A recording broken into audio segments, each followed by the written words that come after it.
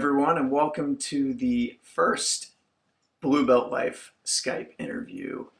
We've been talking in recent posts about why we work and why we eat, and also about why we partake in the fine art of making love. And today I'm inviting a good friend of mine from high school to the program, Kyla, to tell us about her experience. And she has a unique experience that I think can help some of our readers and many other people on how she's raising her children in her situation. So hello, Kyla. Thank you for joining us today. Hi. Hi. So can you tell us a little bit about your background and your situation as a parent? Well, I grew up in a single parent household, and I'm one of five children. And I got married in 2006, and my twins were born in 2008, and I have been a single parent since 2012. Okay. So the first 4 years of parenthood were with the father then? Yes, well, sort of. I was working full time when I was pregnant, and I worked until 3 weeks before they were born on my feet. I worked in the kitchen. And then when they were 10 weeks old, I went back to work full time. And I had, at the time, their father was at home with them, taking care of them. But the longer that we were together and the older that the children got, the more it became that I ended up stopping working and staying home to take care of them. And it became more that everything kind of fell on me as the mom rather than having like a partnership really involved. So yes, he was there, but he was not really all that present. Okay. And so tell us a little bit about the process of how you ended up finally being separated and how that impacted the raising of the kids. It finally came down to, in my marriage, I was not happy, and it took a lot for me, because we've been together for, at that time, almost 10 years, and because we were together through high school, and then, or at the end of high school, and then being married and having them. And it just came down to the point that I knew that as a mom, I could not take care of them as well as I needed to in the situation that we were in. And I made the decision to leave him to take care of my kids better. I knew that I had to be happier to be able to be a better mom and to take care of my kids. And you said you grew up in a single parent family yourself, right? Was it a single mother or father? Yeah. Single mother. Single mother. So same situation. And you were you able to use that experience to help you come to that decision to leave? Because that's a big decision to cut out one parent out of the equation. I mean, no, it is. And it did actually help, because my mother is a very strong person. And so knowing that, I come from the same kind of genetic stock, and being able to know that she did it on her own, and she did a lot of things on her own that I am still like really blown away that she succeeded at. Mm-hmm. But I knew that I would be okay, because I grew up in a house with a whole bunch of kids, and my mom being like the only parent there, and she was both my mom and my dad for a very long time.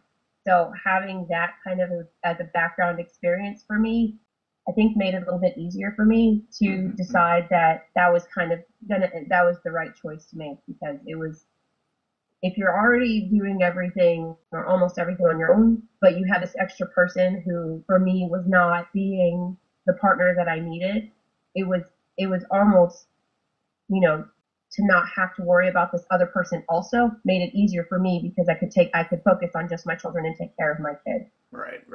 I guess if you felt like you had to take care of him too, I don't know exactly what the situation is, but okay. Yeah. So now how much of his involvement is there? Is it completely zero, or does he occasionally see them, or? We live in different states, so it is difficult to have him involved all the time. But he sees when we go back home, he still lives there, so we go and he gets time to spend with them. And his family, his mother's still there, and so she gets to see them and things like that. I make a point of making sure that, at least to some extent, that they are still involved if they're willing to be, because just because he and I don't get along and he and I are not together anymore doesn't mean that I need to completely cut that side of the family out, or where they come from, and that's still part of who they are. Mm-hmm. Yeah. So, What was your living situation when you first had the kids? You were living together in a single home. yeah, we moved actually again before they were born from a townhome that we were renting into what used to be his grandparents' home. His mother has the name and knew that we needed a place to go because our landlord at the time was actually pushing us out a month early. So we moved into that home, and it was just a little, not a very big house, a little bungalow, but and so we lived in, basically a home pretty much rent free. It was actually on that side of things financially, that was a real blessing, because I wasn't working, or barely working, and then he has working, but he wasn't in a very high paying job. So Right. Okay. And then as you became separated and eventually apart from each other, then how did your living situation change? I went from living in this big house, well, big to me anyway, big house, to living in one bedroom. And we moved to an apartment with another family. And the other family has three children of their own. And so we moved into, it's a 3 bedroom, 2 bathroom apartment, and all kids share one room. And I have I have my own room, but part of my room is, because the apartment is so small in comparison to where the other family lived before, a lot of the space that would be used for furniture for me is actually used for storage. So I went from a house with all this stuff to a very small space. Okay. How did you find these families? How did you work this Um, out that you had a shared house? yeah, the family I lived with was actually friends of my ex-husband originally, and we became friends. Her the wife and I are friends, and then when they knew how much that I was kind of struggling just emotionally with my marriage at the time, told me that if I decided that it was my choice to leave, that they would give me and the children a place to kind of start over. Mm-hmm.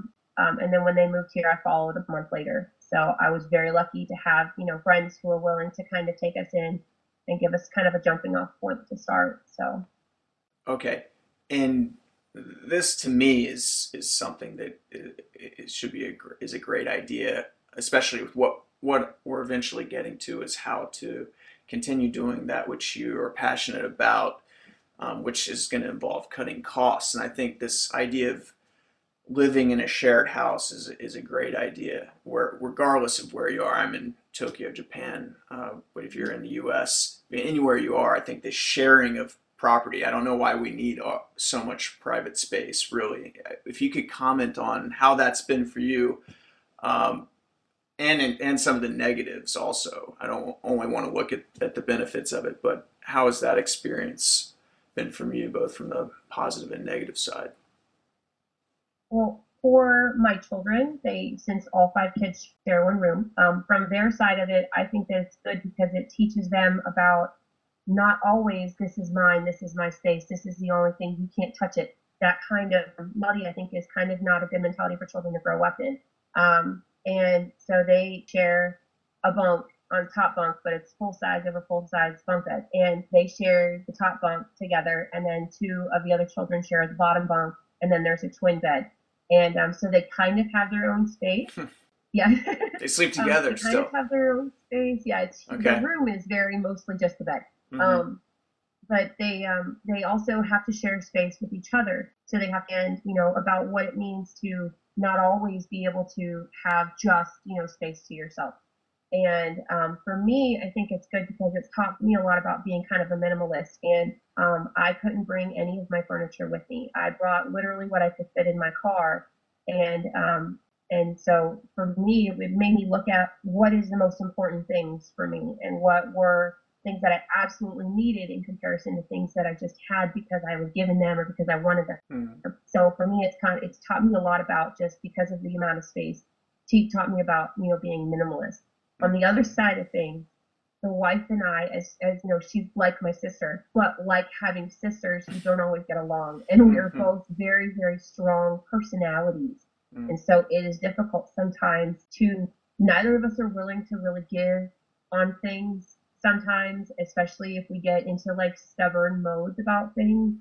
So it makes it difficult to always want to, live with someone. It's a very small space, especially with 8 people in it. And, after a while, I know that of the two of us, I am much more of a social person than she is. And it helps that I was raised with so many people living on top of each other. So a Mm. lot of the things that are not as difficult for me are difficult for her because she had a different way when she was growing up. She had her own room, she had her own space, and having this many people in the same space for her sometimes is very, very difficult. And I mean, it is for me too, but I don't think I suffer from it nearly as bad. Mm-hmm. But we've also learned to compromise, and some things are just like when I'm in the kitchen, she's not, and when she's in the kitchen, I'm not, because the space is not, the kitchen is very small, and so we've learned. I think it's been good, but it's also just been a struggle because we've been living together now for years, and so you have to have a lot of patience. Yeah. Tell us about the house, just to give us an idea of how much space you're actually sharing right now. What's the we live. It's about 1,200 square feet, I think. Okay, okay. Under that, I don't remember Wow. the exact. It's like 1,100 and change somewhere. It's under Mm-hmm. 1,200 square feet. Okay. So And it works for you. it does, but we are actually right now in the process of finding a reasonably priced space that is bigger than this, Mm-hmm. so that we can have a little bit more of a distinction between the two families. Because as much as, I know that the kids, it's been a good experience for the children to all share a room together. We're kind of getting to the point, the oldest child is 9. Mm-hmm. And so we're kind of getting to the point where she's going to start really needing her own space. And as the children get older, we acquire more things. And even though we go through a great purge once a year, we get rid of all their old toys Mm-hmm. and clothes, and the children grow so fast. It's still a lot of stuff for a very small space, and to fit 5 individuals in one has definitely been a challenge. So Mm-hmm. right now we are looking for a bigger space, but even within that, we're still looking that at least 2 of the children will be sharing a room, and so Right. it's not easy. Okay. And are you looking to buy or rent? What are the logistical factors you're considering? Renting over buying, just because Mm-hmm. of the kind of job that the husband here has. He could be asked to move. And so, being able to buy here, unless it was a permanent location, I know that they're not looking to buy. And I know that I am going to eventually probably move on and live someplace else. And Okay. so having renting versus the buying, at least right now, because of my life, renting is the better option. And so you are looking to eventually get your own space with your own family. Is that the goal? Yeah, it is. It's the being a single parent, a lot of the times it's, it is difficult to look at all the things that come up, and saving the money to be able to do that, and having a job that does that and gives you the ability to afford your own place is difficult. And but if anything, it would eventually be that the reason why I want to eventually, will eventually move on is just, moving closer to my family, because where I Mm. live now is like far away, and like my mother and my sisters and everybody, I live so far away from everybody that I would eventually want to move closer to home. So that's why I'm still kind of, kind of transient, not really, but kind of transient. Yeah. Yeah, I wondered about that as well, because while sharing with friends is great, I think in the U.S. far too little of the extended family cohabitation is going on, and countries like the Philippines, this is very common for entire families, cousins, grandparents, all to live together. Is that an option for you to live together with some of your family, or is that something you've looked into? I have looked into it. I know that like my mother and my stepfather don't have the space to have us stay with them for more than maybe a short period of time. Hmm. And my older sister, the oldest sister, has actually offered to have us come and stay with them. But I don't know, in kind of the American way of thinking, it is expected that everyone has kind of their own space. And I would be willing, I mean, because obviously I'm willing to do it with Yeah. people who, love us enough to take us in and to do that. But I don't know how feasible it would be within what my family's thought processes are for them to be willing to have us, have a shared household like that.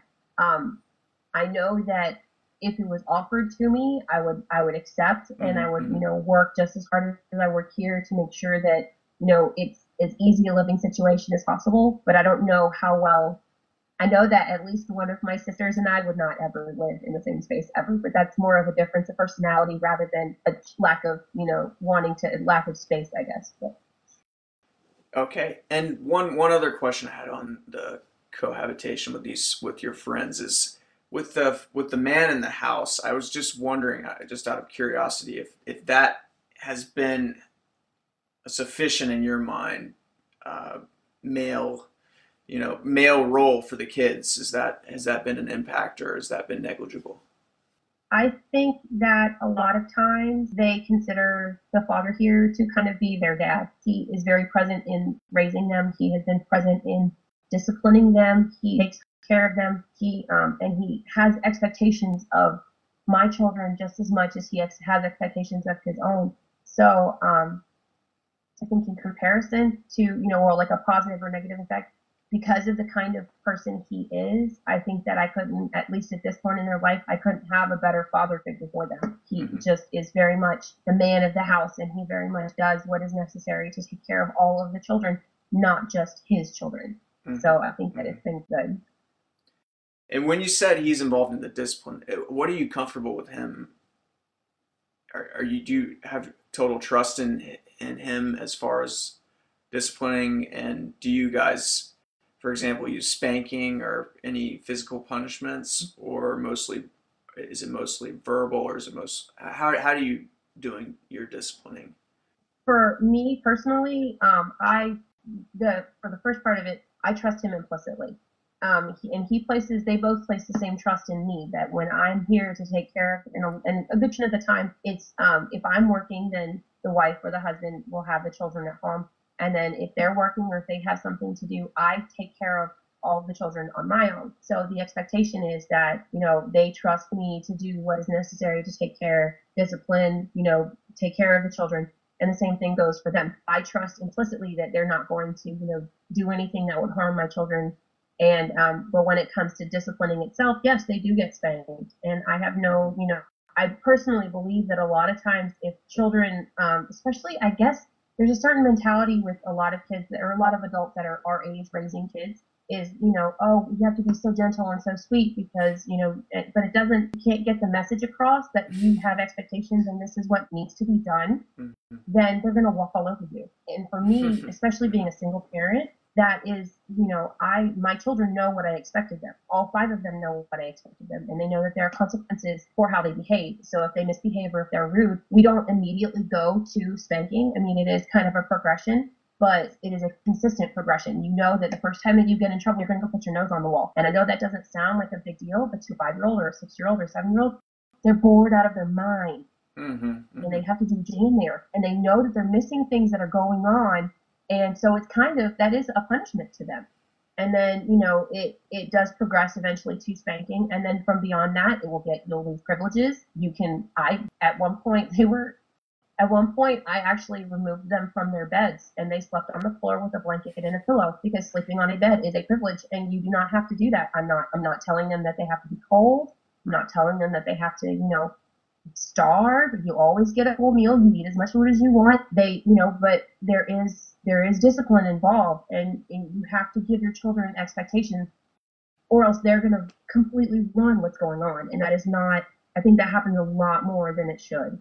Mm-hmm. So, All right, so they haven't been sent out in the cold yet, just yet. no, That's further up barefoot uphill both ways. the No, chain. that's a little bit beyond it, but no, it's just when it comes, I have no problem spanking my children, and I since they were small because they need to understand that there are, that there needs to be some kind of parameters, and they will always push that. I mean, I'm sure you remember being a kid, and I know you were quiet when you were younger, but Mm-hmm. you push the envelope, you try and see what you can get away with, and when you get pushback from your parents, then you know what your limits are. The Yeah. younger they are, the more limits they should have, and as they get older, like the oldest, she gets to stay up a little bit later because she has more homework to do. So Mm-hmm. she has extra things for school to do. So Mm-hmm. she can stay up 30 minutes later than the 7-year-olds and the 6-year-old.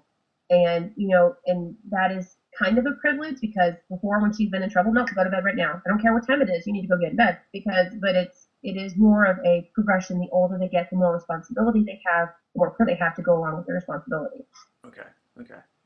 Okay, and you mentioned staying up. I just want to see, do you guys have a television in the house? I assume you do, as you're in America. But Yeah. do you have one, and can they watch? And what are your restrictions on that, if any? Have they? Oh, there are restrictions. We have a TV in the living room, and up until recently, we did not have a TV in the children's bedroom, but we do have a TV in the bedroom. But there are limits on it. We only have Netflix. We don't have cable, so they can't go and flipping the channels. Mm-hmm. And even on Netflix, they have either G or PG. The only thing they're allowed to watch. Anything beyond that, they have to ask permission. They're only allowed to watch it at certain times of the day. They usually can't even turn it on in the morning, and all the children are up very early. Mm-hmm. They have, it is a privilege for them to watch television, and it is something that they have to earn because none of the parents have any problem with going, okay, turn the TV off, and now any electronics that you have to be able to watch a DVD or, watch anything on Netflix, it can be removed. So it'll be just a blank screen sitting in Right. their room. It is not a right, it is a privilege. Okay. So. Okay. What is Netflix? Is that a pay as you go, or is it a monthly unlimited type thing, or? It's a monthly payment. It's like, I think, $9 or $10 a month. It is not expensive. It's not overly expensive, but Mm-hmm. it is connected through your internet. And since we have internet capabilities at the house, that's what we can do. What we can do is we have Netflix. But it is limited content, so it's not the most up-to-date TV shows. It's not stuff that was on air last night. It is old cartoons. I think they have Thundercats on there right now. I know they have like Gem from the 80s on there, stuff like that. Okay. So it's not brand new content, but if they don't air, they're not, they get to watch a TV show and they get to pick what they want to watch. And another part of it, since there are so many of them, they have to take turns choosing what gets put on the TV since there's only the one TV for them to watch. Expenses in this shared situation, you're basically splitting right down the middle. Is that, and you're sharing basically the cost of living in the house? And well, it's split into thirds.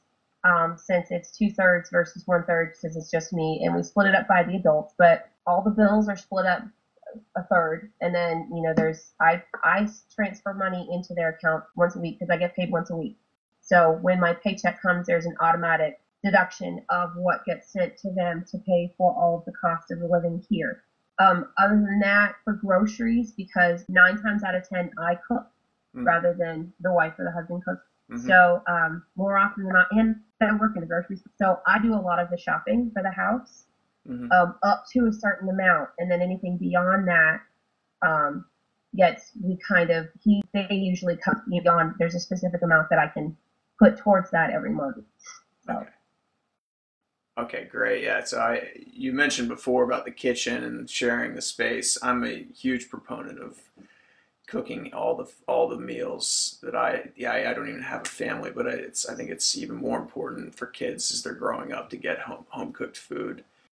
I guess you're also a proponent of that. How would you say you're split between eating out and out, meaning could be fast food as well, or anything like that, between that and cooking at home? I prefer to cook at home. It's less expensive to cook at home. Mm-hmm. When it does come to eating out, usually it's a special occasion, children's birthdays, anniversaries, things like that. but more often, or even my birthday, that's what I usually get to do for my birthday is I get taken out for a nice meal and I get all excited because I don't have to Yeah. cook.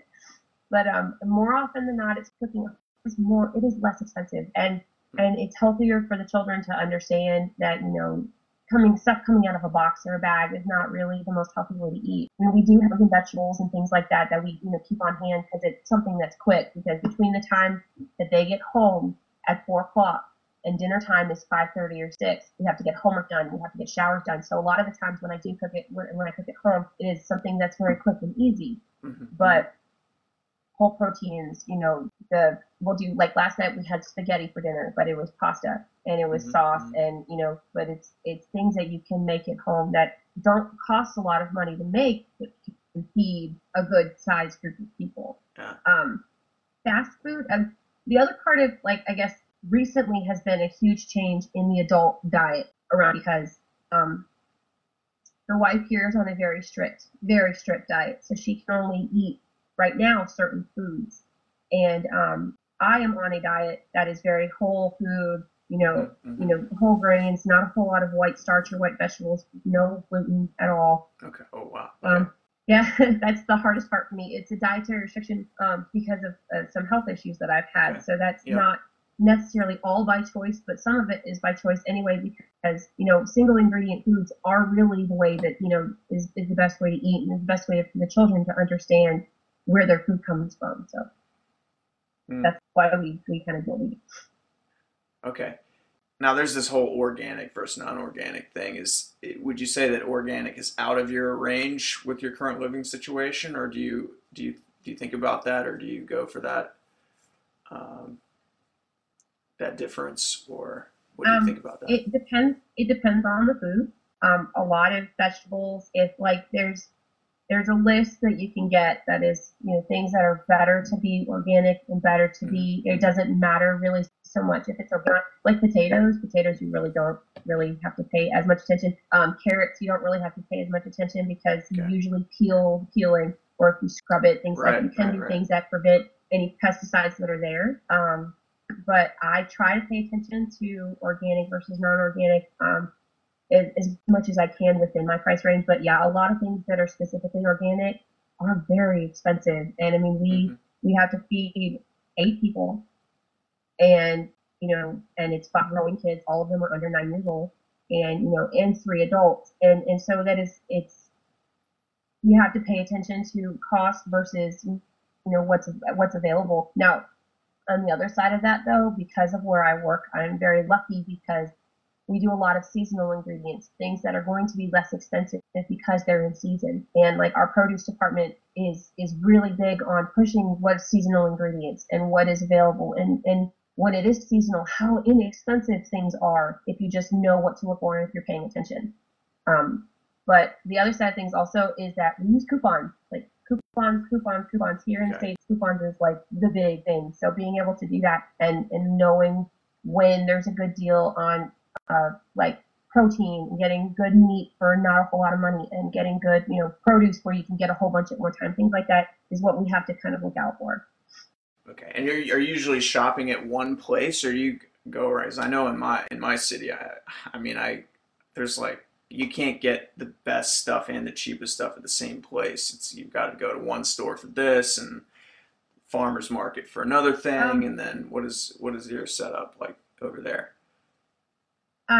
The grocery store that we go to the most often is Wegmans, which is Virginia and then northward.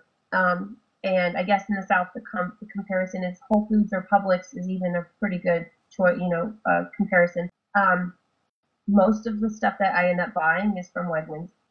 Buying Wegmans brand things are usually cheaper. The good thing about the company is that they've gone through this huge overhaul recently of no partially hydrogenated oil, no growth hormones in any of their milk, things like that. And they do usually end up being the most reasonably priced. But there is another grocery store that always ends up at least once a month having buy one, get one free deals, a lot of times on our meat and on our protein. And so things that we can put in the freezer and then have for weeks in a row, to use over time. So, because of where we live, I'm very lucky that I can shop for the most part at one store, but we do pay attention to the other stores around who's having deals, what's available, what could be less than where we usually shop, that kind of thing. And our farmers markets are very limited here a lot of the time just because of where I live. But the further west you go, up more into the country, they have beautiful farmers markets and they have these big, massive ones. But it is, 45 minutes to drive, and then you're burning gas money to get all the way there rather than 5 minutes of the street. Yeah, absolutely. Oh, yeah, another big thing from the cost cutting perspective is the driving, and people like Mr. Money Mustache, who I don't know if you've heard of him, but I'm quite a fan of his. He's got a cost cutting blog or a personal finance blog, very popular, and he's big on bicycling and free transportation. So how much of that have you built into your life? Having children makes it more difficult to do the free transportation.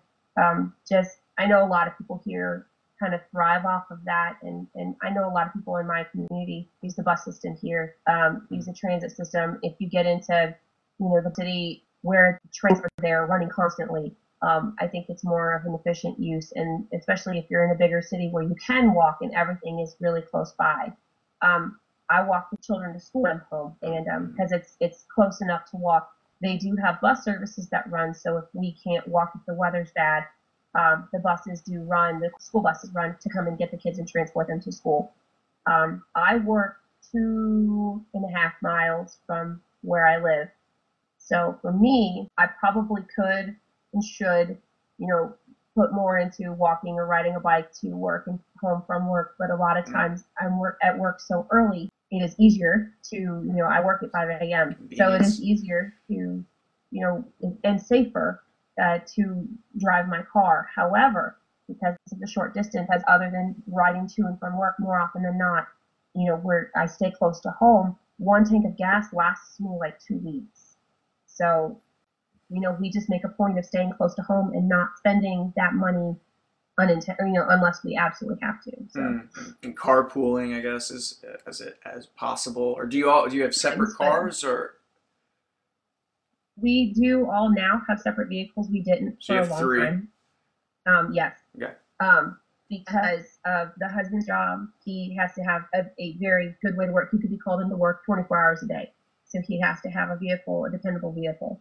And I have just recently acquired a new vehicle that I've been saving for a very, very long time to be able to afford it. But it is a used car. I've never had enough. I have always, I do a lot of the work on my car myself.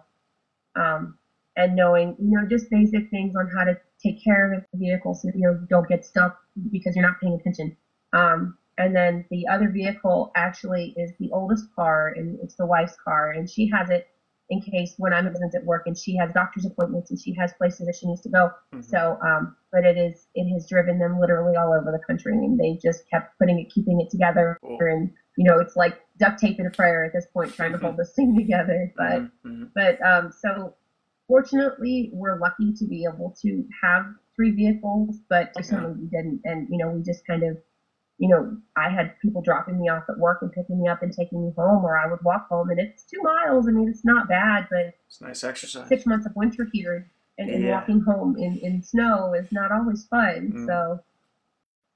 Okay. Yeah, I want to. I have so many questions about this cost cutting. I'm big into that since I left the normal workforce myself, but. I want to wrap this up and get to other things, but I do want to know do you feel that there's anything you're wanting of or lacking from the expenditure point of view? My priority has always been taking care of my children first. And as a parent, and I don't think everybody always necessarily feels the same way I do, but my children are the most important thing. As long as they have food, clothing, they're in school, and they're healthy, anything beyond that is to me kind of a privilege to have. I have a place to sleep. I have clothes that I can put on my back. I have food to eat.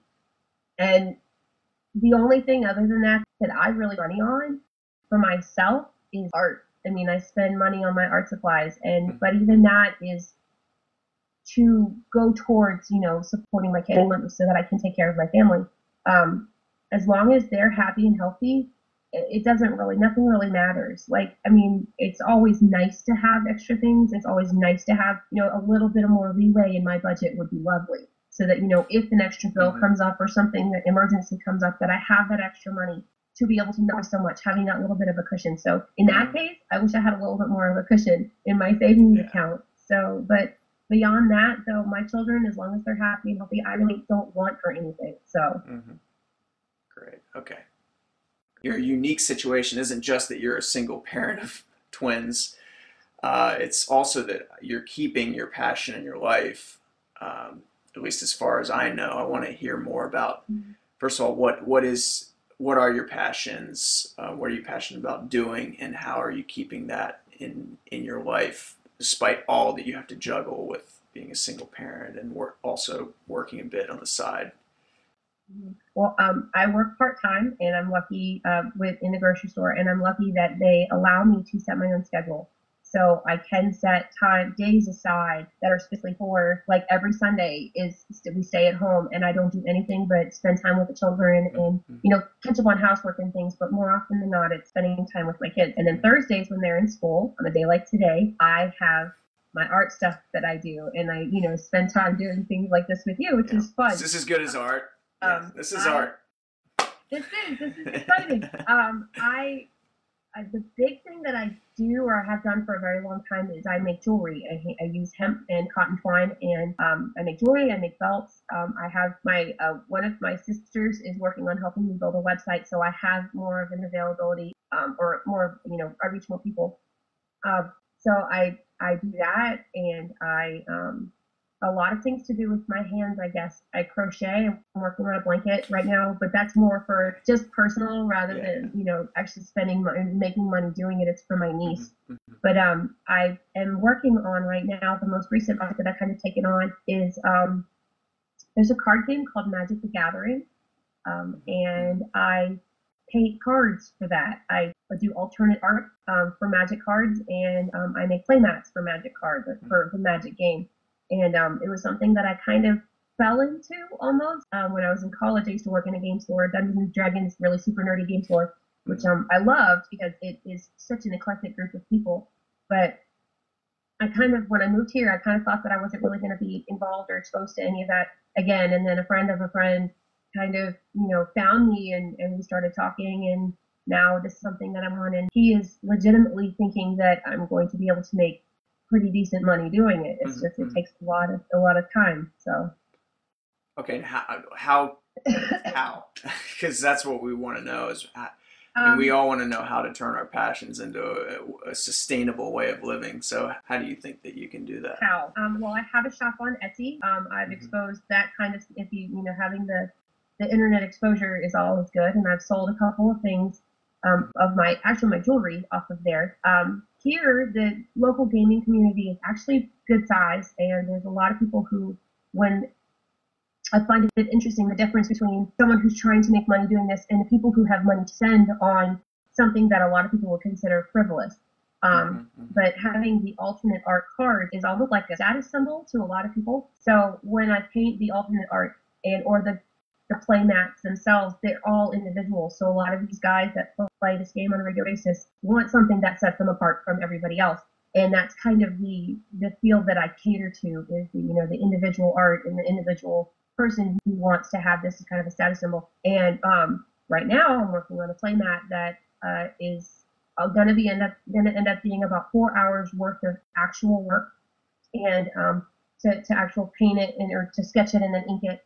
And I'm getting $70 for it. So it's a lot of times, it's just doesn't seem like a lot of money for the amount of work that you do, but which is why so far it is just keeping my passion alive and being able to have that skill and that practicing my art and having people willing to pay even just a minimal amount for it. But the bigger my name gets doing this, the more money I can charge for it. So that's where I'm just still new and little and very, very local. So. Right. And so you're mostly reaching out in the local community through the gaming community there, or is that that's your approach for now? For now, and once I have a portfolio and my name is out there enough, then I can set up a booth at, some of the big tournaments that they have in the area, and then have more people be interested in my work from that point of view. And then that actually reaches a bigger group because, a lot of people travel to these big tournaments. So having my name kind of get out there further out. But really when it comes down to it, you do have to start in the local community to have people who are willing to pay, even in just the local community, being able to willing to pay for what you want to make, and then kind of spreading your name out from there. Mm-hmm. Let's look at the other side of the income coin and talk about things that you've done that you don't necessarily want to do. I know we all are involved in jobs that we need to pay the bills. What have you done on that front, and what are you doing, and what would you like to be doing on that front? Well, for a long time, it was definitely, I have my degree for schooling is in culinary management. So I worked in restaurants for a very long time, and I worked very, very hard. And a lot of people, take that kind of, and I think that's part of the same kind of passion for creation, is, I worked very, very hard, and I didn't make a lot of money doing it, and I did it more because I enjoyed it. And then I had children, and when you have kids, especially to me, that kind of changes how I looked at things. And having a job that took me away from my kids all the time was very difficult. So I work now. I still use some of the same culinary skills, but I work in a grocery store. In grocery stores, even though it's just like anything else with food, it has a season where you go.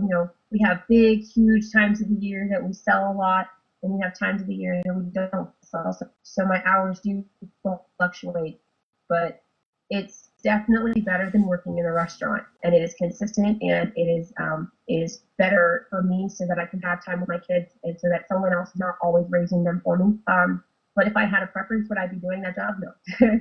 I would definitely prefer to be at home painting and making jewelry and that kind of thing all the time. But it is, it does make money, and it is, a consistent job. And I know that unless I really mess up, I don't, as long as I do what I'm supposed to do at work, I will always have a job there. So, Right. I mean, it definitely, it definitely pays the bills for the most part. Something else that I've had to do personally, because I'm a single parent, and because actually I have a special needs child, is that I'm on social services. I use the social network, the social services here. It helps me pay for my groceries. My children have free medical, which, I mean, even if I didn't have any of it, they're taken care of.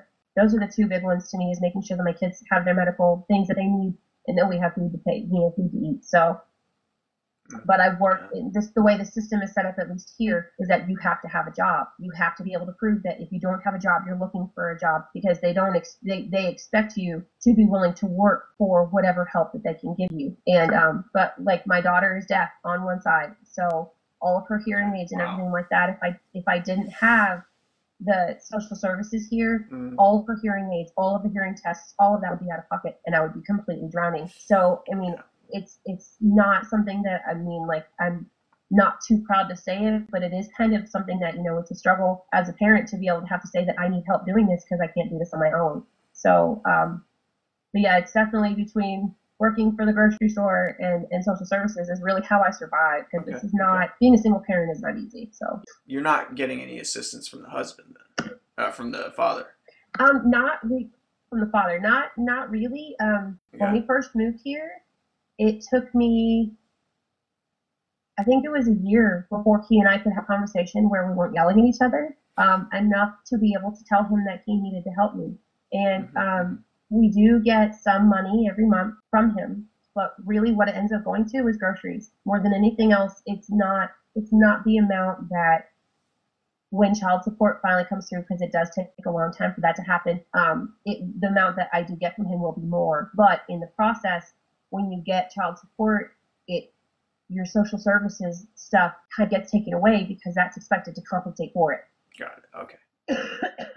So the amount that I do get from him is not very much, and so I try and make sure that anything that I have in my budget does not depend on the extra money that I get from him as part of my normal budget. That's for things that, when we have, if we need it for groceries, I use it for groceries. If we, have Like my son grows through shoes like it's going out of fashion. He's really, really quickly grows. So when he needs new shoes, that's what we use it for. I am not too proud to accept people giving us clothes for my kids. Like brand new clothes is not an option unless it's a special holiday. Okay. They get, dress for Christmas and they get a dress for Easter, and that's about it. Anything else, and like he gets like dress pants or new shoes, things like that. They only come when, they're really necessity and, or for a special occasion. But other than that, I get handed clothes. I'm so grateful we have people here who see that we, have a lot of kids and just hand us clothes. They know my kids grew out of this and, take it and use it. And we do. And then we hand it on to other people who need it. So, but I mean, there's a lot of the food costs and the money costs or the bills and things like that. All of that comes from, really pay attention to what you do with your money. Yeah. Okay. What would you say your biggest expenditure is? Food. Food. Got it. Okay. Food. Yep. More than anything else, food and paying the rent and that kind of stuff to keep a house over our head. The next biggest one is food. Rent is definitely the biggest though. Even after you've split and you're sharing a small space and all that, it trumps out food. Okay. It does. It does. Well, we also, because of where we live, we're very not inexpensive neighborhood. Okay. Because where we live has some of the best schools, and that was more important than anything else, making sure that the children have a good education. And so that was first. And then, we struggle with a smaller space because we make sure that the kids are going to a good school. Got it. Okay. You said you only have one day for your art per week, or do you have more time? Mm-hmm. Or just one day, and this is it. I'm taking it. Okay. Thank you. I work as early as 5 o'clock, so I'm up at 4 a.m. most days, and so I get off of work usually between 1:30 and 2 o'clock in the afternoon, and then from 2 to 4, I have time to work on an art project or get an errand run that I need to get run or whatever else that needs to happen. And then once the children walk in the door at 4 o'clock, from 4 until 8, we're homework and kids and food and all that stuff. So my day off on Thursdays when no one is home with me, I do we'll walk the kids to school if the weather is nice, and then once I get home, I do my artwork and I make sure I have to multitask, have to get other stuff done at the same time. Like I have laundry going right now, and the dishes were done this morning before the kids went to school. While children were getting dressed, I would put in dishes in the dishwasher to get the dishes run. And all the kids have to get to brushing their teeth. So even first thing in the morning, I multitask constantly. And I mean, and when the mom is here with me too, between the two of us, it's easier because we have another set of eyes, so we can send more children to go get dressed at the same time, and I can do dishes or laundry through or whatever else. But there's always more than one thing going on.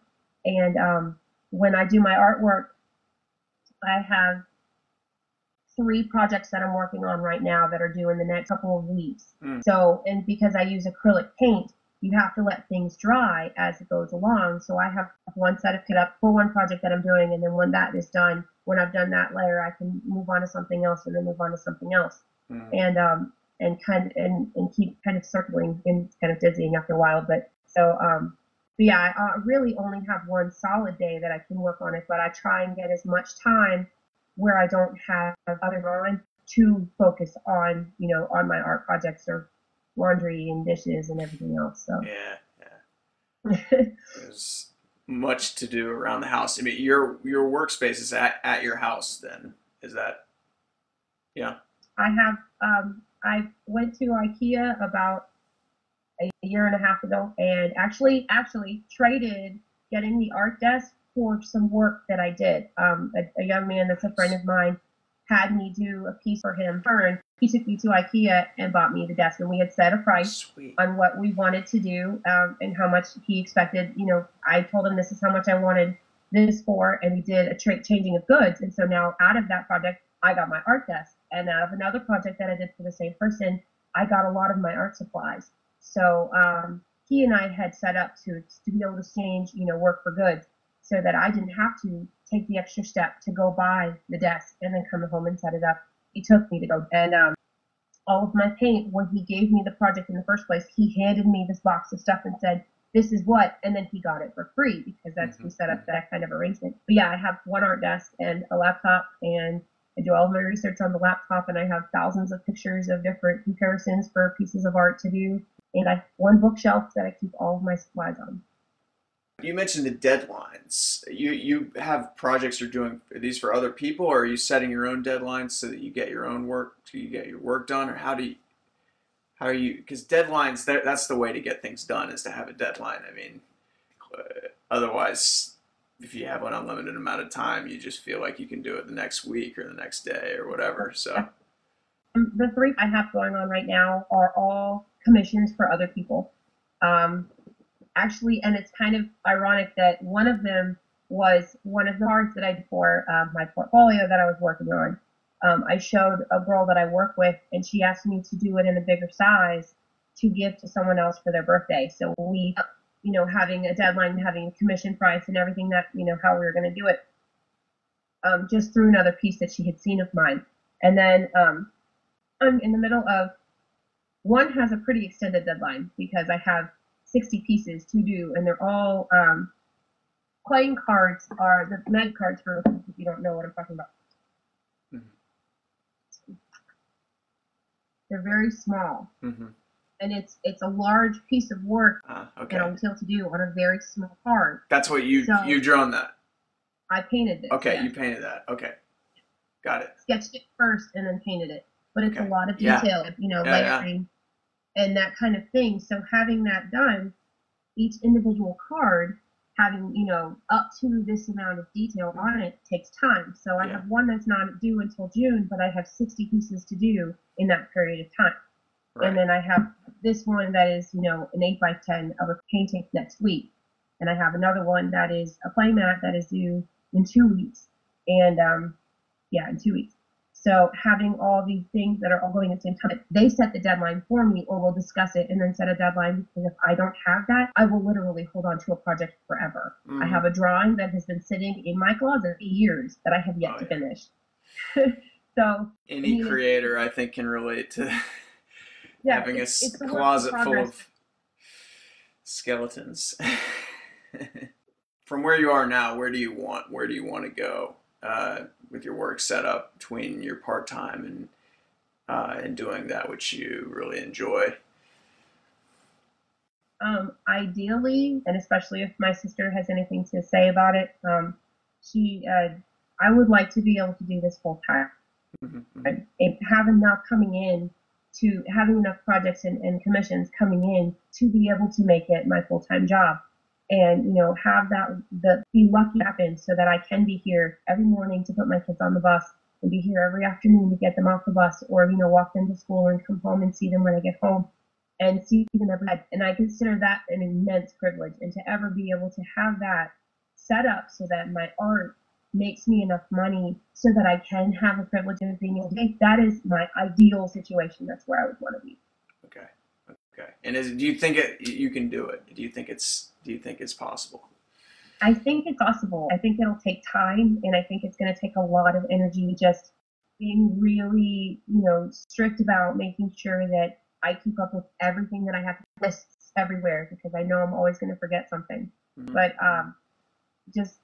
I think that it is a possibility for me. I think that it'll take a lot of time to do though. I still have to pay my bills in the meantime. I still have to be able to, pay my rent and get groceries when I need them. So it would take quite some time and a lot of energy going into it to make it happen, but I think it's possible. Was there ever a situation you would go back to work full time and not do your passion? Give up my... Yeah.